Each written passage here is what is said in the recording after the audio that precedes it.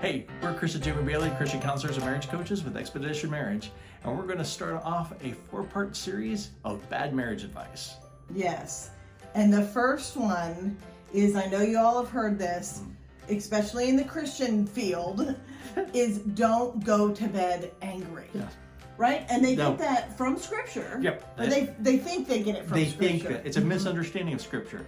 The Scripture is Ephesians 4:26, be angry, but don't sin in your anger, and don't let the sun go down on your anger. So what people have misinterpreted is, oh, well, if we're angry and we're fighting, well, don't go to bed angry. Don't let the sun go down on the anger.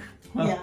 And some couples even say, they'll give that as marriage advice, and it's like, never go to bed angry. And just, well, what's happening is those couples are just kind of going, shove this all down for the sake of not going to bed angry, and they're never dealing with things. Those are the sweep it under the rug couples. Well, it's because, the challenge is you'll fight and you'll argue and you'll fight and you'll argue, and then it's 2-3 o'clock in the morning, and someone's just I will admit to anything at this point in time. I will confess to whatever crime that you want me to. Just let me go to sleep. Just let me have some sleep. So you don't get agreement, you don't get resolution. You get capitulation.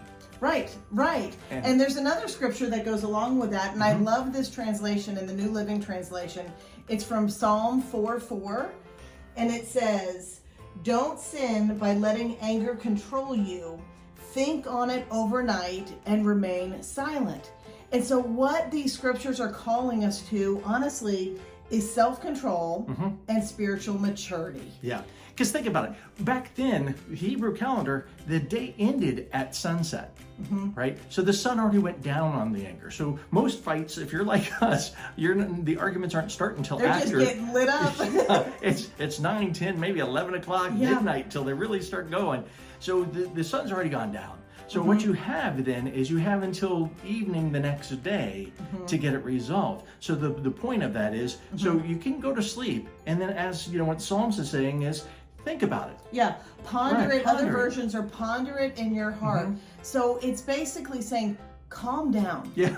Take the time, because we're not going to resolve things in the heat of the moment. No. And we can't always do that, especially at the end of the night when we're tired, we're overwhelmed, we just want to go to bed. Being tired is some of the worst times to actually where arguments start, because we're tired. Right. So you want to think on the problems, you want to think about what's going on, you want to ponder it in your heart, so then you can wake up and come to resolution. Right. Not so you can just put it to bed to be done with it before the sun goes down. No. The idea is to handle it and resolve it within the 24-hour period.